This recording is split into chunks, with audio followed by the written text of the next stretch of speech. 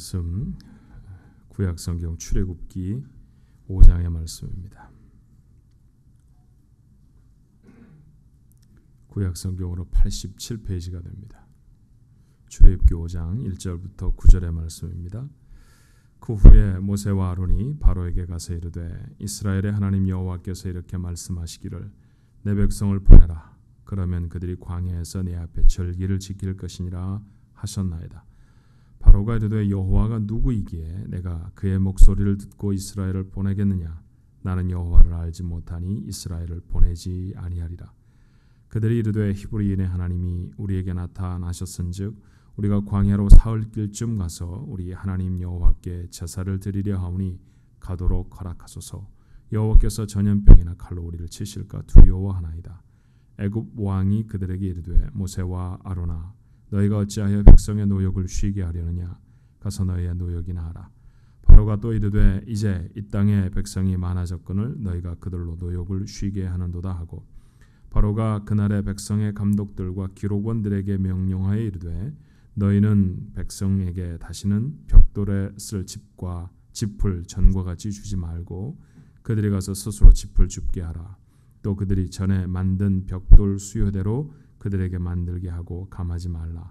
그들이 게으름으로 소리질러 이르기를 우리가 가서 우리 하나님께 제사를 드리자 하나니 그 사람들의 노동을 무겁게 함으로 수고롭게 하여 그들로 거짓말을 듣지 않게 하라. 아멘. 예. 꼭 반을 살았네요, 그죠? 7월 1일 날 마침 주일이라 함께 모였습니다. 7월 영어로는 줄라이라고 하죠. 아마 줄리어스 시저라고 하는 사람이 달력을 바꾸면서 그렇게 이달을 자기 이름으로 명명했는지 모릅니다. 마침 그 다음 달은 또 자기 아들 이름 아우구스투스의 이름을 따서 그렇게 붙였네요. 많은 사람들이 신처럼 추앙하는 사람이었습니다. 그러나 우리가 압니다. 사람 믿고 살아가는 세상이 아니라는 것 아시죠? 지난 한 6개월도 하나님 은혜로 살았음을 분명히 믿습니다. 자, 또 다른 6개월도 우리에게 정말로 필요한 게 있다고 하면 돈 많이 버는 것 아닙니다. 건강한 것 아니죠.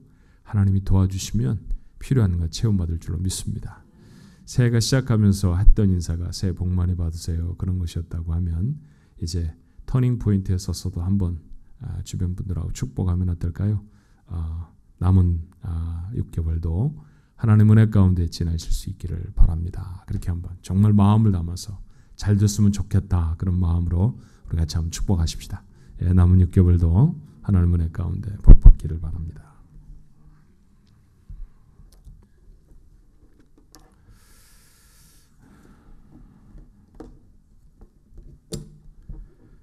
친구 두 사람이 사냥을 나갔습니다. 아주 친한 친구들이었어요. 그래서 늘 좋은 것은 함께 하던 그런 사람들이었습니다. 새가 한 마리 푸드득거리고 날아오르니까 그 새를 보고 총을 쏘았는데 두 사람이 어떻게 동시에 총을 쐈습니다. 새가 맞았어요. 그리고 떨어집니다. 누구 총에 맞았을까요? 이럴 때 참 곤란해요. 그죠?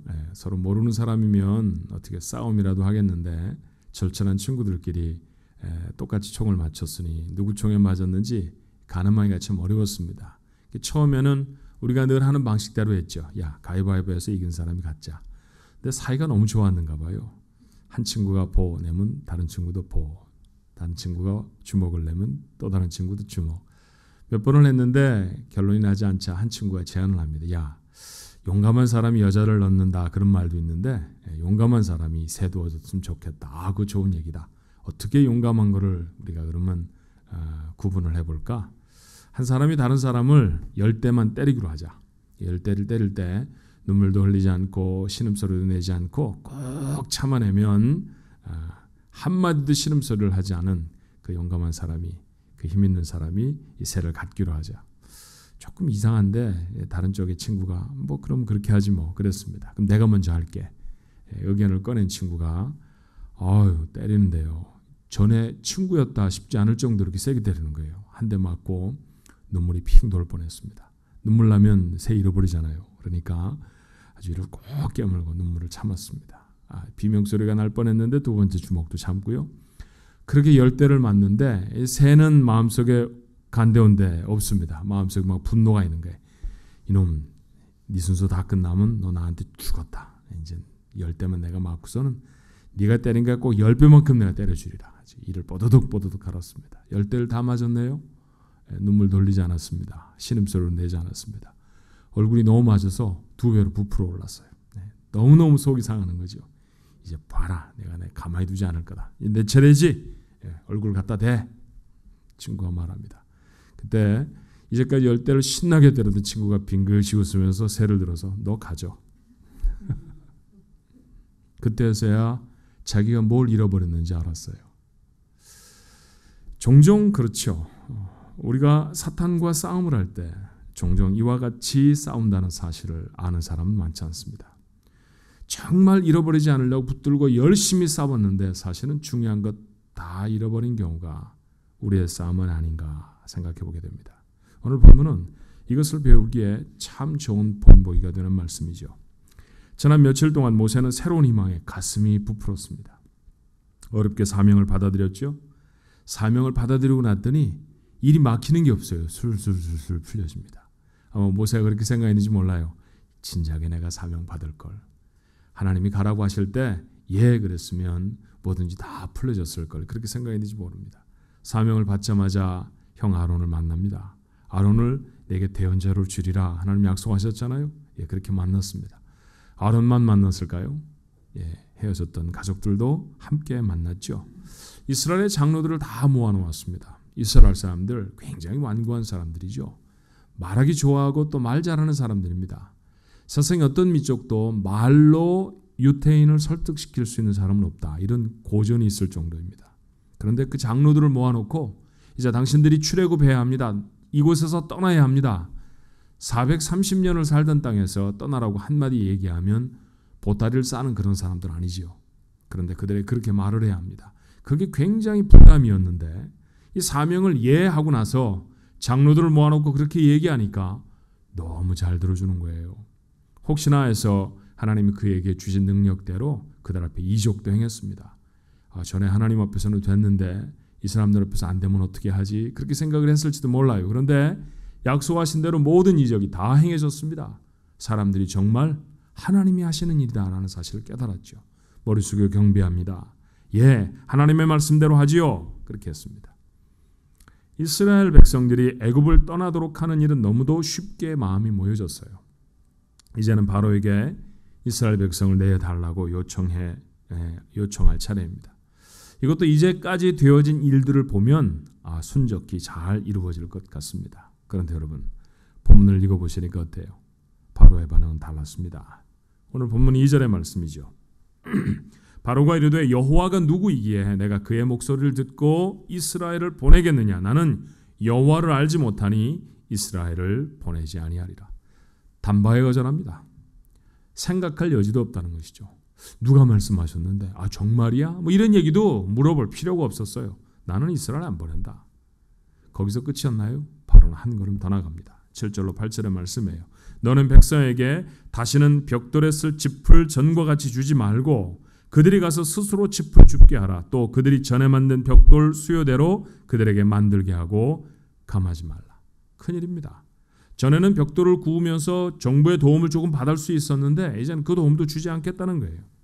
출애굽은 고사하고 백성들은 더 중해진 노동으로 극심한 고통을 겪게 되었습니다. 어려워졌죠. 그런데 여러분 본문을 자세히 읽어보면 모세와 이스라엘로 대표되어지는 하나님의 사람들에게 바로로 대표되어지는 세상이 어떻게 무엇을 도전하게 되는지를 발견하게 되어져요. 이스라엘 백성이 잃어버렸던 것은 이스라엘 백성이 더 힘들게 가져야 했던 것은 노동의 양이 아니었습니다. 자기들의 여유 시간을 잃어버린 것이 아니었죠. 정말로 바로가 그들에게 요청해 빼앗아 가려고 했던 것은 무엇이었을까요? 자, 모세가 바로에게 가서 요청한 것이 무엇이었나 이것부터 먼저 확인해 보아야 합니다. 출애굽기 5장 1절의 말씀이었죠. 그 후에 모세와 아론이 바로에게 가서 이르되 이스라엘의 하나님 여호와께서 이렇게 말씀하시기를 내 백성을 보내라. 그러면 그들이 광야에서 내 앞에 절기를 지킬 것이니라 하였나이다. 이 말씀으로만 보면 애굽에서 도망가겠다는 얘기가 아니죠. 광야에 나아가서 하나님 앞에 절기를 지키겠다. 우리 말로 좀 바꾸어 말하면 하나님께 예배를 하겠다라는 것입니다. 예배 드리러 가겠다라는 요청이었죠. 이건 모세의 머리에서 나온 꾀가 아니었습니다. 하나님이 모세에게 그렇게 말하라고 지시하신 일이었죠. 모세가 소명을 받을 때의 장면을 돌이켜 생각해 볼까요? 출애굽기 3장 18절의 말씀이죠. 너는 그들의 장로들과 함께 애굽 왕에게 이르기를 히브리 사람의 하나님 여호와께서 우리에게 임하셨은즉 우리가 우리 하나님 여호와께 제사를 드리려 하오니 사흘길쯤 광야로 가도록 허락해 주십시오라고 해라. 하나님의 말씀이었습니다. 그러니 임기응변으로 주지 않을 것 같으니까 그렇게 속임수를 써서 이스라엘 백성을 달라는 얘기가 아니었다는 것이죠. 하나님이 속임수를 써서 자기 백성을 꺼내실 정도로 비겁한 분이 아니시잖아요. 하나님의 정말 목적이 무엇이었는지, 또 왜 이스라엘 백성이 애굽에서 떠나야 하는지 이 말에 함축적으로 다 담겨져 있습니다. 그래서 모세는 단호하게 거절하는 바로에게 다시 말하죠. 본문 3절의 말씀입니다. 그들이 이르되 히브리인의 하나님이 우리에게 나타나셨은즉 우리가 광야로 사흘길쯤 가서 우리 하나님 여호와께 제사를 드리려 하오니 가도록 허락해 주옵소서. 여호와께서 전염병이나 칼로 우리를 치실까 두려워하나이다. 예배 드리도록 허락해 주옵소서. 그런데 이 요청을 바로는 거절합니다. 그렇다고 하면 모세가 요청한 것이 예배를 드리러 가도록 해 주시옵소서라는 것이었고, 그 요청을 바로가 거절했다고 하면 바로가 거절한 것은 무엇입니까? 예배할 수 없다라는 것이었죠. 여러분, 이 사실을 알게 되는 깨닫게 되는 경우는 이 본문을 읽으면서 많지 않습니다. 바로가 이스라엘 백성이 애굽에서 탈출하는 것을 막았구나라고만 생각하지요. 그런데 여러분, 사실상 모세와 바로 간에 오고 갔던 얘기는 예배가 중심이었습니다. 한 번도 노예가 안 되겠습니다. 우리가 앞으로 돌아오지 않습니다. 우리는 나가서 새로운 나라를 이루겠습니다. 그런 얘기를 한 적이 없죠. 예배드리겠습니다라는 것이었어요. 그런데 바로가 거절합니다. 예배를 거절하죠. 다시 바로의 말을 들어볼까요? 8절로 9절의 말씀입니다. 그들이 게으름으로 소리를 질러 이르기를 우리가 가서 우리 하나님께 제사를 드리자 하나니 그 사람들의 노동을 무겁게 함으로 수고롭게 하여 그들로 거짓말을 듣지 않게 하라. 왜 짐을 더 무겁게 했을까요? 왜 그들을 더 많이 핍박했을까요? 예배하겠다라고 하는 소리 다시는 하지 못하게 해라. 다시는 예배고 뭐고 그런 얘기 못하도록 더 고생을 시켜라. 그것이 바로의 이야기였습니다. 바로는 출애굽하지 못하게 한 것이 아니라 사실은 예배하지 못하게 했던 것이죠. 그런데 그가 사용했던 방법이 무엇이었습니까? 오늘 우리가 조금 더 깊이 있게 들여다보아야 할 내용이 바로 그것이죠. 자, 첫 번째는 경제적인 어려움이었을 거예요. 당시 이스라엘 민족이 동원된 노역은 건축물을 만드는 것이었습니다. 집을 짓는 것이었죠. 큰 성을 짓는 것이에요. 그래서 그 성을 지으려고 하면 벽돌을 만드는 것이 주된 업무가 되어졌을 것입니다. 튼튼한 벽돌을 만들려고 하면 흙만으로는 안 되죠. 흙 가운데 짚을 좀 넣어야 그것이 더 훨씬 단단한 그런 벽돌이 되지 않겠습니까? 그 짚을 처음에는 이집트 정부에서 제공해 주었어요. 본문의 말씀을 읽어보니까 이제는 주지 않겠다는 것입니다. 그들이 짚을 얻을 수 없다고 하면 당장 경제적인 부담이 더 들지 않았을까요? 요새 말로 말한다고 하면 벽돌 한 장을 만드는 비용이 더 들게 되어졌다는 것입니다. 이스라엘 백성이 더 많이 부담하게 되어졌다는 것이죠. 이스라엘 백성이 벽돌을 만들어서 그것을 정부에 납품하고 팔아서 그것으로 생계를 꾸려갔는지, 아니면 어느 만큼 만들어라 라고 이집트 정부가 그들에게 명령을 하고 그것을 만들면 그들에게 급식을 주었는지 본문의 말씀만으로는 명확하진 않아요. 그러나 한 가지 자명한 것은 이스라엘 백성이 경제적으로 더 많이 어려워졌을 것이다 라는 사실은 분명하지 않습니까? 바로는 이스라엘 백성을 경제적으로 어렵게 했습니다. 그렇게 하면 예배를 못 드릴 거라고 생각했죠. 그가 더한 두 번째 방법은 육체적인 고통일 것입니다. 당연히 육체적으로 더 많이 고통스러워지지 않았겠어요? 전에 하지 않아도 되는 일들을 이제 더 해야 한다고 하면 몸이 더 많이 고단해졌겠죠. 더 많이 힘들었을 것입니다. 더 많이 힘들게 하면 예배하지 못할 것이다. 그것이 바로가 동원했던 두 번째 방법이었습니다.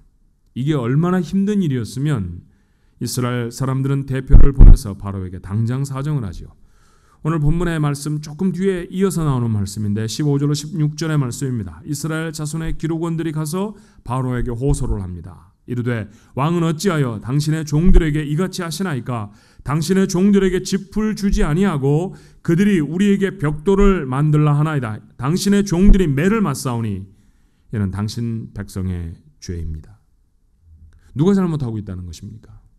이건 바로가 하는 일이 정당하지 않다는 것이죠. 당신의 관리들이 우리에게 혹독한 일을 행하고 있습니다. 이것은 옳은 일이 아닙니다. 당신이 잘못하고 있는 것입니다. 좀 시정해 주십시오. 그런데 바로의 대답은 한 가지였어요. 17절로 18절의 말씀입니다. 바로가 이르되 너희가 게으르다 게으르다. 그러므로 너희가 이르기를 우리가 가서 여호와께 제사를 드리지 하는도다. 이제 가서 일하라. 짚은 너희에게 주지 않을지라도 벽돌은 너희가 수량대로 바칠지니라. 시정해 주지 않겠다는 얘기입니다. 계속해서 경제적으로 육체적으로 어렵게 하겠다라는 것이죠. 그래야 예배하겠다는 말을 안 할 것이다 라는 말이죠. 여러분, 바로의 의도를 놓치지 않아야 합니다. 힘들게 하면 너희가 가지 않을 것이다 그런 얘기가 아니에요. 힘들게 하면 제사를 드리겠다고 하는 생각이 없어질 것이다. 제사를 드리겠다고 하는, 하나님 앞에 나아가 예배 드리겠다고 하는 말을 앞으로는 안 할 것이다 라는 것입니다. 여러분, 이 말씀을 읽으면서 저는 굉장히 심각했습니다. 왜 이 말씀이 심각하게 보였는가 하면 오늘 우리도 같은 도전에 직면해 있기 때문이죠. 종종 우리는 경제적인 어려움을 겪게 되어집니다. 사는 게 많이 고달퍼진다라는 얘기죠. 그러면 사람들이 보이는 반응은 무엇입니까? 경제적으로 많이 어려우면 사람들은 즉각 어떤 반응을 보일까요? 더 일을 해야 되겠어. 더 일을 하려고 하면 사용할 수 있는 날은 언젠가요? 예배드리는 날이죠. 주일에도 일을 해야 합니다. 그래야 이 경제적인 어려움을 극복할 수 있을 것처럼 보여져요. 어떤 사람은 왜 하나님이 우리에게 이렇게 하셔? 라고 말하며 하나님께 실망해 예배를 포기하기도 하죠. 경제적인 어려움이 닥쳐오면 사람들이 행하는 것은 예배를 포기하는 겁니다. 다른 일을 다 해도 예배 드리는 일들을 소홀히 하게 되어지죠. 오늘 당하는 도전 아닙니까? 몸이 아프거나 힘들 수 있습니다. 그럴 때 우리에게 오늘 바로가 속삭이는, 오늘의 바로가 이스라엘 백성에게 했던 말을 오늘의 바로가 우리에게 하는 말이 있지요. 뭐라고 말합니까? 오늘은 좀 쉬어. 그죠? 들어보신 적이 있죠? 참 몸이 고달플 때 말이에요. 바로가 내게 해주었던 얘기입니다. 오늘은 좀 쉬라고. 그 소리에 얼마나 많은 사람들이 예배를 포기하는지 몰라요. 열심히 일하고 내가 이번 주일은 쉬어야지 라고 말하는 사람은 참 많이 보았습니다. 그런데 몸이 너무 연약해서 몸이 너무 힘드니까 내가 이번 주에 회사를 좀 쉬어야 이번 주에 가서 예배를 드릴 수 있어 이렇게 말하는 사람은 제 기억 속에 아직 한 사람도 본 적이 없어요. 여러분 어떻습니까? 바로의 도전과 오늘 우리를 음습하는 세상의 도전이 다른가요? 똑같죠. 누가 말하는 해만 다르지. 오늘도 세상이 우리에게, 사탄이 우리에게 요청하는 것은 무엇입니까? 예배를 포기해라. 예배를 포기하면 더 잘 살 수 있을 거야. 예배를 포기하면 건강을 회복할 수 있을 거야. 예배를 포기하면 훨씬 힘이 날 거야. 사실은 사탄의 예배를 방해하는 또 하나의 강력한 무기가 있다는 사실을 놓치면 안 됩니다. 오늘 본문의 범위를 조금 벗어나는 것이지만 이것이 너무 중요한 것이기 때문에 다루지 않을 수 없어요. 그것은 자식의 문제입니다. 세 번째 도전이죠. 첫 번째는 경제적인 도전이라고 했습니다. 두 번째는 육체적인 아픔이죠. 세 번째는 자녀의 문제입니다. 출애굽기의 처음 부분에 이스라엘 민족이 당했던 가장 극렬한 핍박이 무엇이었을까요? 남자아이를 강제로 죽이는 것이었습니다. 한 가정에 새로 태어난 생명이 죽임을 당하는 건 얼마나 끔찍한 고통이었을까요? 만약에 그들이 히브리인이기를 포기한다고 하면 아이를 살릴 수 있었다. 그렇게 바로가 말했다고 하면 아마 그들 중에 많은 사람은 그렇게 했을 것입니다. 자기 아이를 살리기 위해서 나는 오늘부터 히브리인 안 하겠습니다. 나는 오늘부터 하나님 사람 안 하겠습니다 라고 말하는 사람들이 분명히 있었을 것입니다. 그렇다고 하면 무엇입니까? 사탄은 오늘도 우리의 가장 소중한 것, 우리의 자녀들을 통해서 우리의 정체성을 흔들고 있죠. 일부의 어떤 분들을 비난하게 되는 얘기처럼 들릴까 봐 조심스럽습니다만 사실이니까 난 여러분에게 말할 수밖에 없어요. 얼마나 많은 부모들이 체육과 음악 등의 특별한 활동 때문에 예배의 자리를 포기하는지 모릅니다. 아이를 음악인이나 체육인으로 길러낼 명확한 목표가 없는 부모들도 모두가 다 그렇게 하니까, 다른 부모들도 다 그렇게 하니까, 우리 아이가 그 자리에 빠지면 안 되니까 라는 이유 하나로 예배 시간에 운동장이나 음악실을 찾습니다. 좋은 대학에 갈 수만 있다고 하면 예배는 잠시 미루어져도 괜찮죠. 우리의 속에 흐르고 있는 도전들입니다. 사랑하는 성도 여러분, 나는 여러분이 나쁘다고 말하는 것 이전에 이것이 사탄의 도전이라는 사실을 알아야 할 필요가 있어요. 아이를 잘 키워내면, 이 아이를 정말 잘 키우면, 좋은 대학에 가서 잘 키워내면 그러면 잘 살 거야. 그러며 열대나 되는 뺨을 얻어맞죠. 얼굴이 퉁퉁 부었습니다. 이렇게 하면 내가 새를 차지할 수 있을 것 같았죠. 근데 사탄은 씩 웃으면서 새를 우리한테 넘겨줘요. 너 가져 라고 말이죠. 여러분이 무엇을 얻었습니까? 그렇게 열심히, 그렇게 애를 써서 그렇게 좋은 대학을 보내고 좋은 직장을 얻은 아이들이 정말로 행복하게 살던가요? 정말로 괜찮은 인생을 펼쳐가며 살아가고 있습니까? 미국은 전 세계인들이 동경하는 나라입니다. 우리가 살아가면서 수많은 문제와 어려움들에 직면해 있을지라도 지금도 전 세계인들이 가장 와서 살고 싶어하는 나라는 미국이죠. 미국이 좋은 여러 가지가 있을 거예요. 그죠? 그 중에 하나, 교육의 좋은 점들 빼놓을 수가 없죠. 미국의 이 아름다운 기초를 놓은 사람들 누구였나요? 좋은 대학을 나온 사람들이 아니었습니다. 그들은 거의 대부분 좋은 크리스천들이었습니다. 오늘날 전 세계인의 동경이 되어지는 미국 최고의 대학들, 이름만 대면 다 아는 그 대학들, 왜 세워졌는지 아십니까? 할 수만 있으면 젊은이들이 조금 더 잘 하나님을 예배할 수 있도록 그걸 가르치기 위해 세워진 대학들이었어요. 하버드가, 프린스턴이, 예일이 그런 출발을 가지고 있다는 사실을 모르십니까? 하버드 대학의 이름이 되어진 존 하버드는 목사였습니다. 그의 서재에 소장하고 있던 책들을 내놓음으로 하버드 대학의 첫 번째 도서관이 세워졌다는 사실을 많은 사람들이 압니다. 신앙을 포기하면서 가야 하는 곳이 아니라 가서 어떻게 하면 하나님을 더 잘 섬기는가를 배울 수 있도록 시작된 학교가 이제는 신앙을 포기하고 가는 사람들로 줄을 서 있다는 사실은 얼마나 사단이 집요하게 우리를 공격해 파괴시키고 넘어뜨렸는지를 우리에게 설명해주고 있지 않습니까? 때때로 성공적인 인생을 살아가고 있는 사람들이 고백합니다. 그들의 고백 중에 부모가 열심히 과외를 시켜주셔서 참 감사합니다. 저는 그런 얘기를 거의 못 들어봤습니다. 우리 부모님이 참 애를 쓰면서 내게 많은 과외 활동들을 할 수 있도록 도와주셨습니다. 그래서 제가 참 좋은 소셜 네트워크를 가지고 있죠. 그것이 제 성공의 지름길이 되었습니다.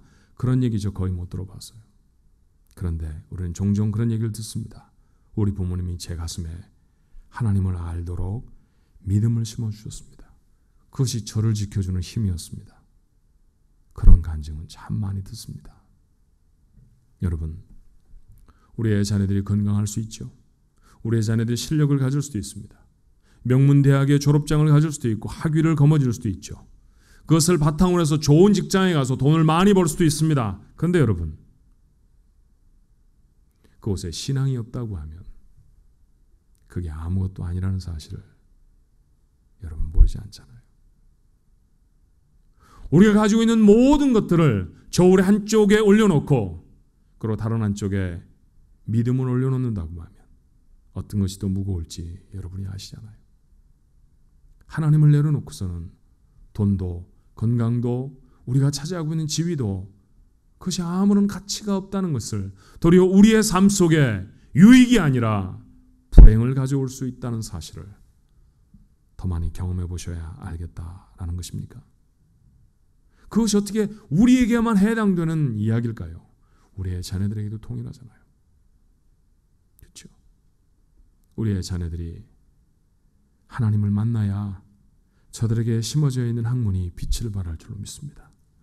우리의 자녀들이 하나님의 손에 붙들려야 아무리 좋은 학위를 가져도 사용되어줄 수 없는 곳에서 멋지게 하나님이 세상의 역사를 가르는 인물로 사용해 주실 줄로 믿습니다.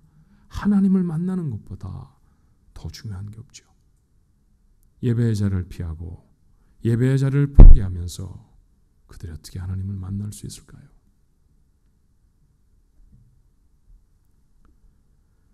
하나님은 이스라엘을 가나안 땅에 들어가도록 출애굽시키십니다. 우리가 읽고 있는 성경이 출애굽기니까 출애굽이 목적인 것처럼 되어져 있는데 사실은 그렇지 않죠. 애굽을 떠나는 것이 목적이 아니라 가나안 땅으로 가는 게 목적입니다. 출애굽기 3장 8절이죠. 내가 내려가서 그들을 애굽인의 손에서 건져내고, 이게 출애굽입니다. 근데 거기서 마치지 않아요. 그들을 그 땅에서 인도하여 아름답고 광대한 땅, 젖과 꿀이 흐르는 땅, 곧 가나안 족속, 헷 족속, 아모리 족속, 브리스 족속, 히위 족속, 여부스 족속의 지방에 데려가라 하노라. 지금 이스라엘이 터잡고 살고 있는 팔레스타인 땅, 그 땅을 주시겠다라는 약속이죠. 그 땅이 목표입니다. 그런데 이 일은 여러분이 아시는 바와 같이 40년 후에나 다 이루어지는 것이 아니라 이루어지기 시작할 것입니다. 그러나 출애굽을 하자마자 해야 할 일이 있습니다. 그것은 하나님을 예배하는 일이죠. 예배는 그러므로 출애굽의 가장 즉각적이고 가장 중요한 목적이었습니다. 하나님 그들을 예배하는 사람이 되게 하기 위해 애굽에서 꺼내십니다. 그래서 모세에게 내 백성을 주십시오라고 말할 때 그 바로에 가서 할 말이 무엇이라고 하나님이 가르쳐 주셨습니까? 예배하기 위해 떠나겠습니다 라는 것이어야 한다고 했죠. 만나를 주시면서 알지도 못했던 7번째 날을 가르치셨습니다. 7번째 날이 왜 필요한 걸까요? 첫 번째, 두 번째, 세 번째, 네 번째 이렇게 셈하다가 7번째 날, 8번째 날, 9번째 날 아무런 의미가 없는 거잖아요. 그런데 하나님은 방점을 찍으십니다. 7번째 날에요. 전에는 몰랐던 시간이었죠. 그런데 이스라엘 백성이 출애굽하고 압니다. 가장 분명하게 알았을 겁니다. 왜냐하면 그날은 만나를 안 주셨거든요. 만나가 내리지 않는 날, 그날이 7번째 날입니다. 그래서 그 전날은 반드시 준비를 더 해놔야죠. 7번째 날 만나를 주시지 않는 날로 하나님이 그들의 뇌리에 분명히 새기시며 무엇하라고 하십니까? 예배하여야 하는 날입니다. 하나님이 그들에게 주신 달력은 7번째 날이 중요한 것이죠. 하나님을 예배하는 백성이 되게 하기 위해 하나님은 그들을 먹이십니다. 예배하지 않을 것이면 출애굽할 필요가 없다는 것이죠. 구원의 견주어 말하면 뭘까요? 예배가 삶의 목적이 되지 않을 것이라고 하면 죄송한 말씀입니다만 구원받을 필요도 없습니다. 그 예배가 도전받고 있죠. 바로는 경제적, 육체적 짐을 무겁게 해서 예배를 포기하게 하려고 했습니다. 자녀들을 통해 두렵게 함으로 그들이 하나님을 잃어버리도록 했습니다. 지금도 사탄은 교묘한 위장을 쓰고 우리를 도전하지요. 경제적인 어려움, 육체적인 고통, 자녀 양육의 필요를 들어서 우리에게 예배를 포기하게 합니다. 그것이 사탄의 도전이라는 사실을 오늘 확인하십시오. 여러분, 그게 배후에 사탄이 있다는 사실을 놓치면 자꾸 자기 필요를 쫓아서 합리화시키게 되어지죠. 이건 전쟁입니다. 오늘 설교의 제목처럼 도전입니다. 도전에 자꾸 지면 창피하잖아요. 이겨야죠. 여러분, 승리하라고 세상에 보내놓은 분 아닙니까? 그리고 그 사탄의 속내를 알았으면 속지 말아야 하는 것이 그 다음입니다. 바로가 하나님을 막았나요? 하나님을 막지 못했죠. 자명한 사실, 하나님은 바로보다 크신 줄로 믿습니다. 우리는 바로의 말을 들으면서 하는 게 아니에요. 그렇죠? 열심히 노력해라. 그러면 예배할 생각이 안 들지. 그럼 바로의 말 들으면서 사는 사람들 아닙니다. 하나님의 도움으로 사는 줄로 믿습니다. 경제적인 어려움에도 예배를 포기하지 마십시오. 하루쯤 더 일한다고 절대로 여러분의 경제적인 환경이 나아지지 않습니다. 나는 그렇게 나아지는 사람을 한 사람도 못 봤어요. 예배의 자리를 포기하고 돈을 얻기 위해 여러분의 시간을 들이지 마십시오. 그것은 여러분의 삶에 조금도 유익이 되지 않습니다. 예배하기 위해 하루를 멈추었습니다. 당연히 노동의 시간이 줄지요. 당연히 덜 부자가 되어야 할 것 같습니다. 그런데 여러분 아니잖아요. 이스라엘 백성은 먹을 것 걱정 안 하고 40년을 삽니다. 하나님이 먹이십니다. 해보십시오. 예배를 위해 여러분의 삶을 멈추면 여러분의 삶은 하나님이 책임지십니다. 예배에 자신의 삶을 드리지 않는 사람이 어떻게 하나님의 이 도우심을 체험할 수가 있을까요? 육체적인 고통에도 예배를 포기해서는 안 됩니다. 여러분이 힘겹게 일하는 건 압니다.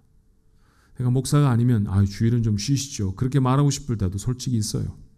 그러나 포기해서는 안 됩니다. 하나님은 결국 자기 백성을 고통에서 자유롭게 하지 않으시던가요? 내가 육체적으로 얽매여져 있어도 예배의 자리에 기어서라도 나오면 하나님이 그를 예배할 수 있는 자로 회복시켜 주실 줄로 믿습니다. 그 놀라운 은혜가 우리에게 소망이 되어져야 하잖아요. 자녀들에게, 자식들에게 이를 악물고, 이를 악물어야 한다는 표현보다 더 좋은 표현을 제가 찾을 수가 없어서 이를 악물고 했습니다. 쉽지 않은 일입니다. 이제까지 잘 못해왔기 때문에 15, 16, 20, 25, 30살 된 아이 보러 예배해라. 참 어렵습니다. 그런데 지금부터라도 하십시오. 늦었다라고 생각할 때 그때 하셔야 합니다. 여러분만 하는 것 아닙니다. 여러분이 다짐하고 작정하고 시작하면 하나님이 도와주실 줄로 믿습니다. 하나님이 도와주세요. 타지에 나가 있는 아이들에게 전화하며 교회 갔니? 물어보는 것으로 그 아이들이 예배에 참여할 수 있도록 독려한다고 생각하시면 여러분은 참 순진한 건지 아니면 그런지 잘 모르겠습니다. 여러분 아이들은 얼마든지 갔다 왔어요 라고 말할 수 있죠. 예배당이 아닌 자리에서라도 핸드폰으로 지금 예배 드리고 있어요 라고 말할 수 있다는 건 모르십니까? 아시잖아요. 예배가 아니면 돌아와라 라고 말하십시오. 예배가 드려질 수 없는, 예배가 드려질 수 없는 직장이라고 하면 네가 가야 할 곳은 아니다 라고 단호하게 말씀하십시오. 옳고 그른 것이 부모의 입에서 정리되지 않으면 그 아이들이 어떤 기준으로 살아갈 수 있습니까? 살지 못하잖아요. 사랑할 수 없잖아요. 함께 예배할 수 없는 배우자라고 하면 결혼해서는 안 됩니다. 그것이 기준이어야 합니다. 그 아이가 돈을 많이 버니? 그 아이가 이쁘게 생겼니? 그 아이의 미래가 있니? 라는 것이 결혼의 기준이 되어져서는 곤란하잖아요. 그건 아이들도 다 압니다. 부모의 입에서는 다른 얘기가 나와야죠. 사랑하는 성도 여러분, 자녀를 여러분만 키우자고 하면 여러분 마음대로 해보십시오. 그런데 그렇게 하다가 실패한 부모들이 참 많습니다. 하나님이 도와주지 않으시면 우리 아이 못 키웁니다. 맞죠? 하나님이 도와주셔야 할 줄로 믿습니다. 그렇다고 하면 작정을 하는 거예요. 이 아이가 하나님 것입니다. 어디에서 확인시켜야 합니까? 예배의 자리에서입니다. 하나님 것인데 예배의 자리에 그 아이가 나오지 않도록 한다고 하면 여러분이 그 아이의 하나님 되고 있는 건 아닙니까? 하나님의 자리에 아이를 내보내십시오. 예배가 삶 속에 가장 중요하다는 사실을 머리를 열고 조각해 놓을 수 있으면 그렇게라도 하십시다. 그래서 그들이 평생 잊혀지지 않을 하나님을 붙든다고 하면 세상의 유수한 대학 모두의 졸업장을 준 것보다도 더 크고 위대한 인물이 될 줄로 믿습니다. 하나님 앞에 맡기는 것이죠. 사단은 예배하지 못하게 합니다. 다른 건 못하게 하는 건 아닙니다. 예배하지 못하게 합니다. 그 자리를 이기십시오. 그 도전에 직면하고 있다는 사실을 깨달아야 합니다. 그리고 예배의 자리를 귀하게 여기십시오. 일평생 다른 사람으로가 아니라 예배자로 살겠습니다 라고 작정하십시오. 이스라엘 백성, 그들을 예배자로 부르셨고 그들이 예배할 때 그들의 삶을 책임지셨던 하나님이 여러분의 삶과 자녀를 책임져 주실 줄로 믿습니다. 그 은혜 여러분 것 되기를 주님의 이름으로 축원합니다. 기도하십시다.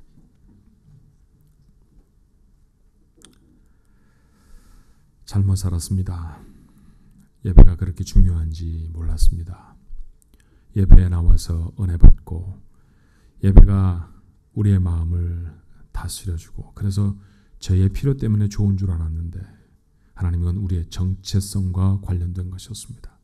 하나님이 우리를 구원하신 목적이었습니다.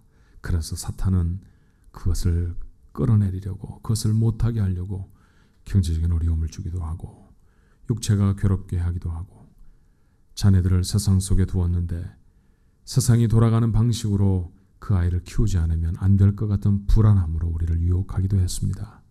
그래서 예배 자리에 나오지 못한 적이 얼마나 많았습니까?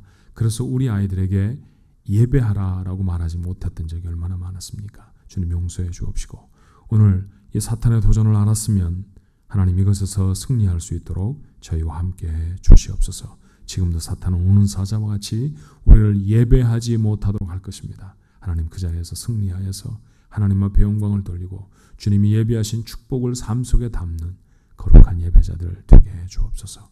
예수님 이름으로 간절히 기도하옵나이다. 아멘.